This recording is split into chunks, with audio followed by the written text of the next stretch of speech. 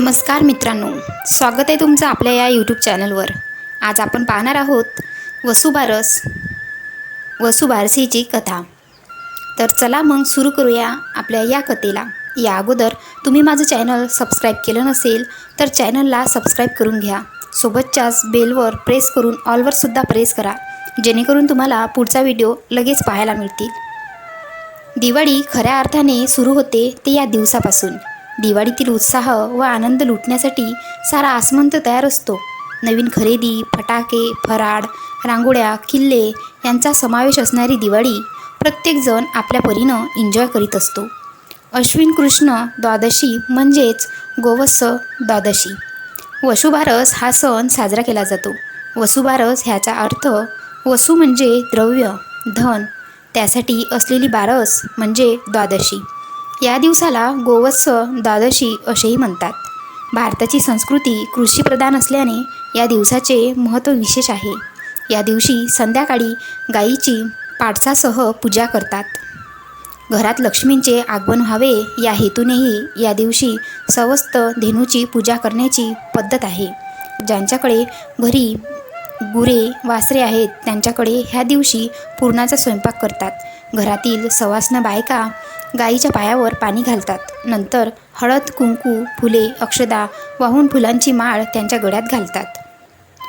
निरांजनाने ओवाळून केळीच्या पानावर पुरणपोळी वगैरे पदार्थ वाढून गायला खाऊ घालतात। ह्या दिवसापासून अंगणात रांगोळी काढण्यास सुरुवात करतात। पुष्कळ स्त्रियांचा या दिवशी उपवास असतो। या दिवशी गहू, मूग खात नाहीत। स्त्रिया बाजरीची भाकरी व गवारीच्या शेंगाची भाजी खाऊन उपवास सोडतात।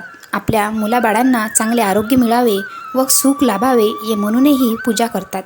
दिवाळी खऱ्या अर्थाने सुरू होते ते या दिवसापासून। आटपाट नगर होते। तिथे एक कुणब्याची म्हातारी होती। तिला एक सून होती। गाय गुरे होती, ढोरे म्हशी होत्या, गवाडी मुंगाडी वासरे होती। एके दिवशी काय झालं, अश्विन मास आला। पहिल्या द्वादशीचा दिवशी म्हातारी सकाळी उठली, शेतावर जाऊ लागली। सुनेला हाक मारली, मुली मुली इकडे ये। सून आली, काय म्हणून म्हणाली तशी म्हातारी म्हणाली, मी शेतावर जाते, दुपारी येईन, तू मांडीवर जा, गव्हाचे मुंगाचे दाणे काढ, गवाडे मुंगाडे शिजवून ठेव असे सांगितले। आपण शेतावर निघून गेली। सून माडीवर गेली, गहू मूग काढून ठेवले, खाली आली, गोठ्यात गेली। गवाडी मुंगाडी वासरे उड्या मारीत होती, त्यांना ठार मारली, चिरली व शिजवून ठेवून सासूची वाट पाहत बसली। दुपार झाली तशी सासू घरी आली। सुनेने पान वाढले, सासूने पाहिले, तांबडं मांस दृष्टीस पडले।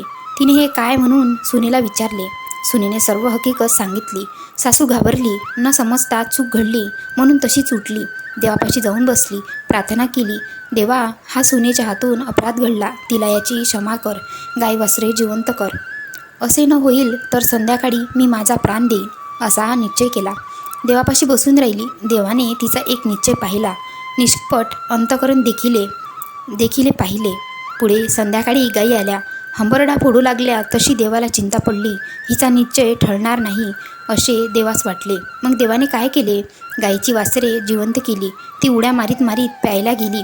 गायीचे हंबरडे बंद झाले। म्हातारीला आनंद झाला, सुनेला आश्चर्य वाटले, तसा सर्वांना आनंद झाला। नंतर म्हातारीने गायी गुऱ्याची पूजा केली, स्वयंपाक करून नैवेद्य दाखविला, देवाचे आभार मानले। तुम्हा सगळ्यांना दिवाळीच्या हार्दिक हार्दिक शुभेच्छा। व्हिडिओ आवडला असेल तर व्हिडिओला लाईक करा, शेअर करा आणि एक छानपैकी कमेंट्स करा। धन्यवाद।